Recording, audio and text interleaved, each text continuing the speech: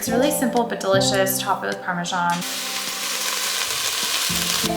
My dad used to like make mini pancakes. These cultural norms within academia, working all the time, and so you feel like you have to live up to that. Just like absolutely stunning. Would be such a wonderful gift for anyone. Hello everyone, welcome back to another vlog. I missed you last week. It was my birthday and Sam, Franny, and I took a really quick trip to New York City for me to pick out my wedding gown. I'm going to share a little bit more about that later on in the video because I know not everyone is interested in all things wedding planning, but that is why I did not share a video last week. So I am back in action. It is 5 p.m. and I am about to start prepping for dinner. It has been a long day of working nonstop, and I'm realizing now that I spilled cherry juice on the counter earlier when I made my little afternoon snack. But I'm holding it together. I'm going to make one of our favorite meals. It's ravioli on brodo, which is basically just ravioli in a broth. Yesterday, I prepped some chicken broth. That's what I'm going to use for the broth. And then I'm just going to go ahead and chop up some celery and carrot and onion. It's really good if you have fennel, but I forgot to grab that, so I'm just gonna make use of what we have. You cook the ravioli separate and then you just add it in after. It's really simple but delicious. Top it with Parmesan. Anyway, that's what I'm about to start doing now, is prepping dinner. How was your day? How'd it go with the kids?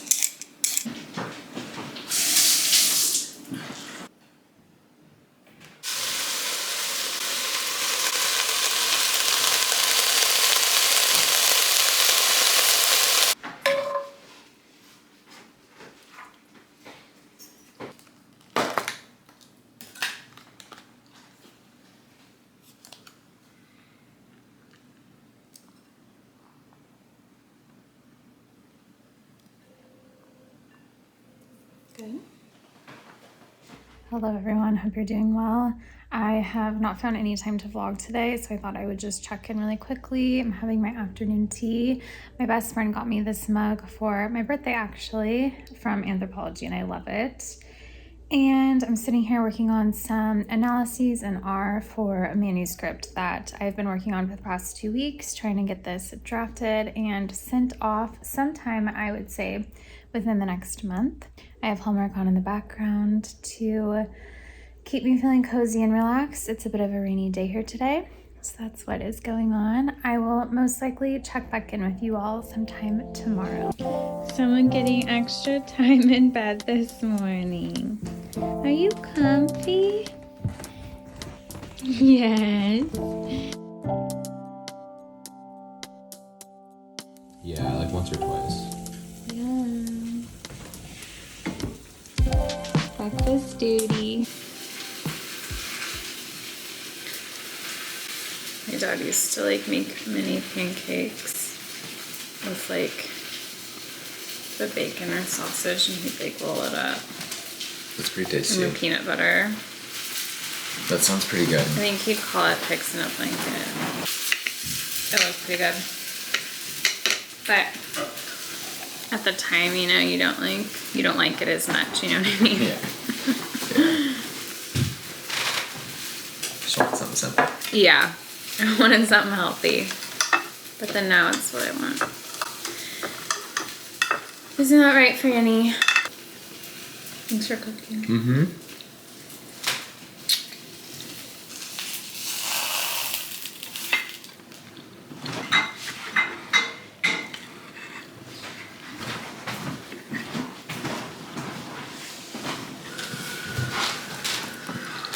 I have you balancing ever so delicately on a tissue box as per usual. Today we're going to do a little Q&A / get ready for me. So I've been promising to answer some of your questions, and we are finally getting around to it. This is a very realistic get ready with me. Sam is getting into the shower. Franny is running around here somewhere. I took my nail polish off this morning and it cut my nails, and I'm letting them breathe a little bit. And my makeup brushes are dirtier than I would like, but I just have not made any time to clean them, so we are moving ahead anyway. If I haven't already said, I will list these products down below, and as I'm going through and getting ready for the day, I'm going to answer some of your questions that you have recently asked over on Instagram. So I haven't really looked over them very much. I figured we can just jump into it blind. So the first one is, our lab is really slow, first year, and I feel bad that I didn't go to any conferences, didn't publish. I completely understand what you mean. I felt very similar at the start of my PhD. So in undergrad, I was really active. I was fortunate. I was able to publish quite a bit and go to a lot of conferences. And then I felt like when I started my PhD, things kind of came to a halt a bit. I realized that publishing work in my PhD was going to take a lot more time than it did in undergrad. And I think there's a lot of reasons for that, just with how things are structured, dynamics, sort of like what it takes to be a first author on a publication as compared to a co-author and things like that. So I would say not to feel bad. I think it was during more of like my third, fourth, fifth year that I started to feel like I was beginning to make progress. I started to get some manuscripts out for publication, get some awards, things like that. So try to think of it more as like you're making an investment with your work right now, and you'll start to see it pay off a bit more in the future. If going to conferences is really important to you, which it probably is, I would also communicate that with your advisors. Make sure you're kind of prioritizing your efforts in a way that will support you going. I'm a little concerned my camera's not on the right setting, but I'm going to just hope for the best. Hopefully I'm not blurry this entire time. Saw you took Thursdays off from working, which I think is balanced goals. How do you not feel guilty? I don't feel guilty because I'm making steady progress on everything that I need to be making progress on, and taking Thursdays off actually helps me do that. It ensures that I am productive on the other days. So yeah, that's kind of a quick and simple answer. I will say I'm in the last year of my PhD. I'm really focused on programming, getting my dissertation studies up, writing up manuscripts from studies that we've already conducted. And so I think that stage enables me to structure my schedule in this way. And depending on the type of research you do, it may or may not be realistic for you. I would say if you are feeling guilty about taking time away from work, maybe reflect on sort of where that comes from. So are you guilty because you aren't making progress in your work and then you feel like you're also taking time off?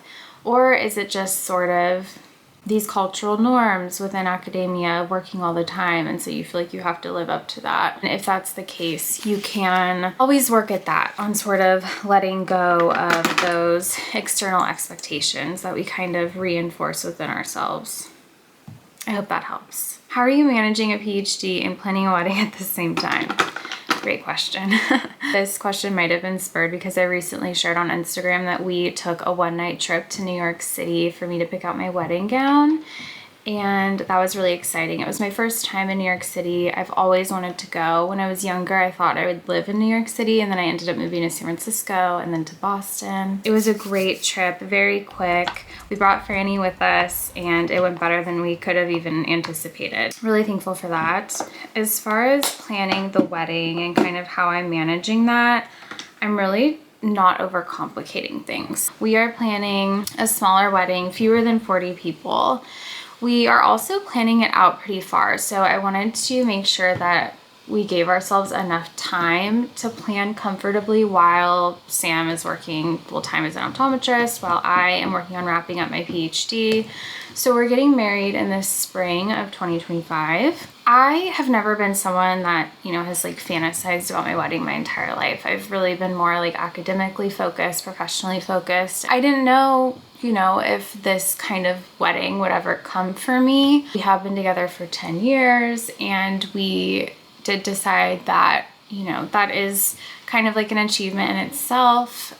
We've worked really hard to get to the point that we're at, not just in our relationship, but also within our lives, our goals, professionally and personally. So we wanted to kind of like gift ourselves with this wedding. When it comes to things like the venue, for instance, we ended up going with the first venue that we went and looked at. We only looked at one other venue outside of that. We felt good about the first venue. We thought that it was realistic for us. The location was great in reference to where we're going to be having the ceremony. So we are having the ceremony at a chapel, and then the reception is going to be more of a simple dinner reception, not totally traditional, at an inn, which is near where we are having the ceremony. It really kind of weighed logistical factors quite heavily. The person that we met with at the venue was so kind and seemed like they were very knowledgeable and willing to kind of help us throughout this process. And so we weighed that very heavily as well because we don't have a wedding planner.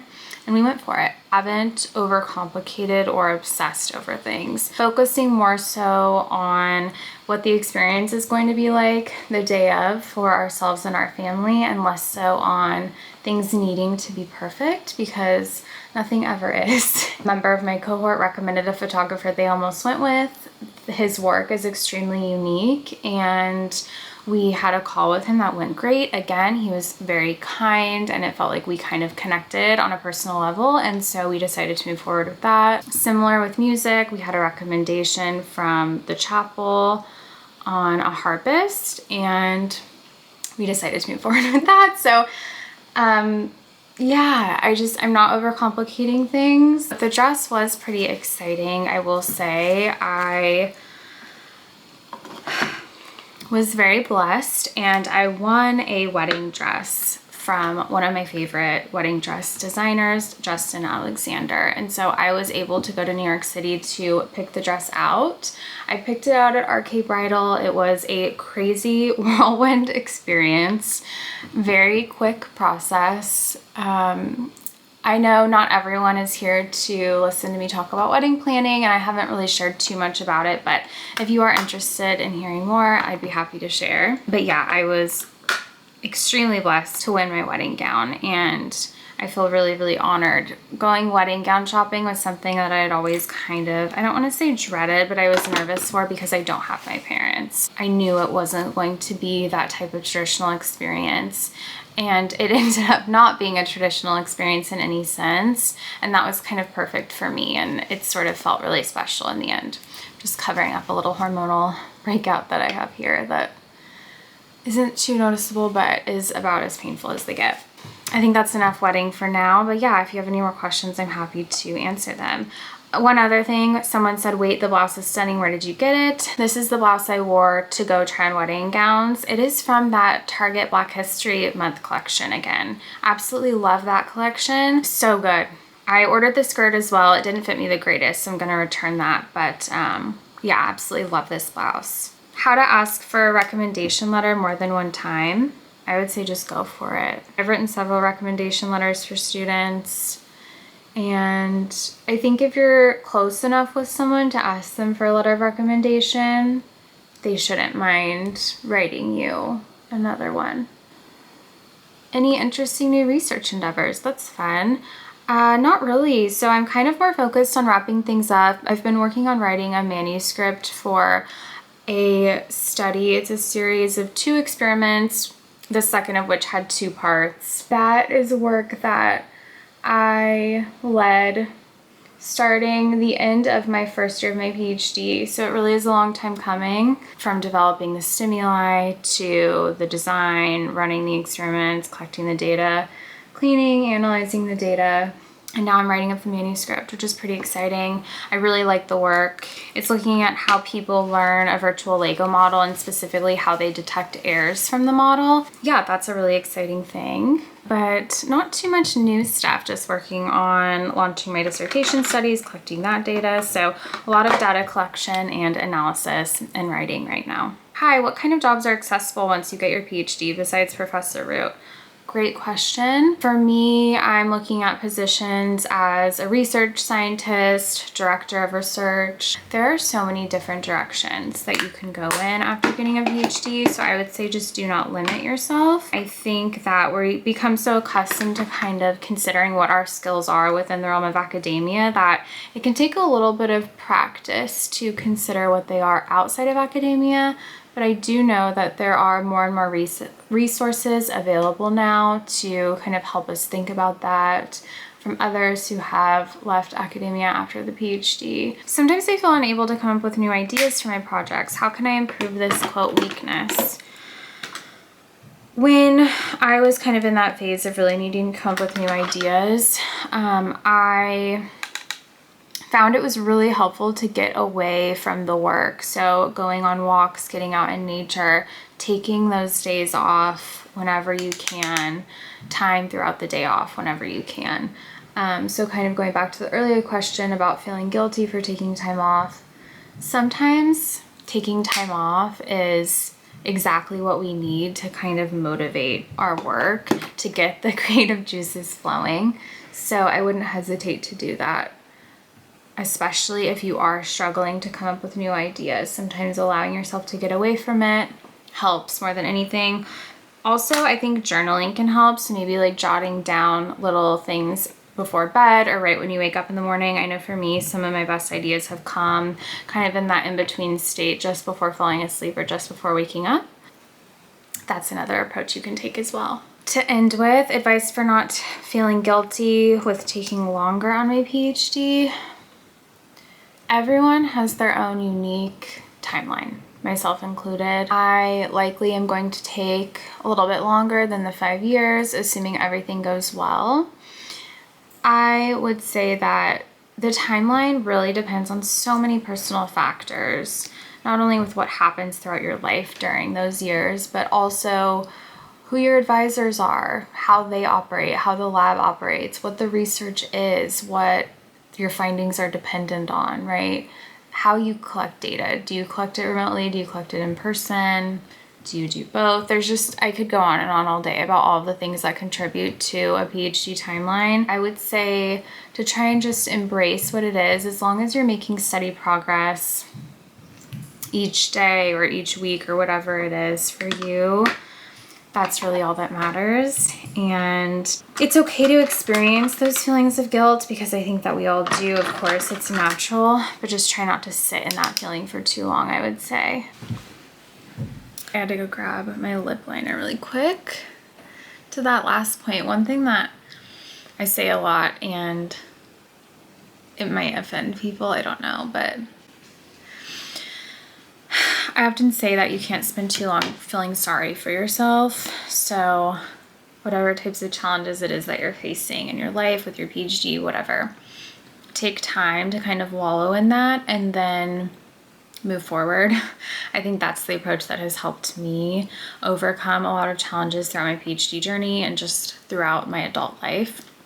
So that is what I would recommend is, again, try not to sit with that guilt for too long, because it's not going to help you make progress, move forward, or grow. We have to really trust that whatever comes of our journey, however long it takes, is what is meant for us and is leading us to the next opportunity that is meant for us. This is a fun color today from the company Melixir. It's vegan lip butter with agave natural ingredients. I get these on Amazon. I have several colors. I love them for the spring and summer, but they're great for winter too.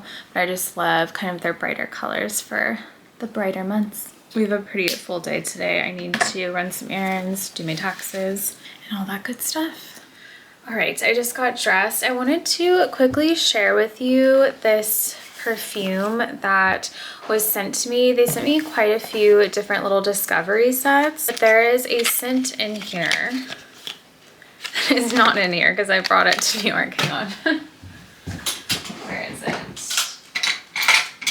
It's right here. Yes. Excuse me, fan. It's called Fresco. It was the first scent that I smelled, ironically, and it's my absolute favorite. I don't know what it is about this scent. I don't know what it reminds me of. It reminds me of something, but I just love it. Okay, so the notes that it lists are vanilla, white florals, and amber. It's just, how would you describe this scent? It's feminine, but it still has body to it. It's not too floral, but it's... I think that sounds great. I don't know. I really, really love this scent. So all of these smell like they're very high quality. It's called Maison Dorion, if I haven't mentioned that yet. And I'm very, very impressed. I believe that they are a perfume company, so this is what they focus on, and I know that that can make a difference. So I will link what I can down below. Definitely check them out. I think it would be a fantastic gift as well if you're looking for a gift for someone.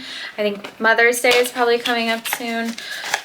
So I will show you, for instance, like this bottle. How gorgeous. Just like absolutely stunning. Would be such a wonderful gift for anyone. They make masculine scents as well. So yeah, definitely check it out.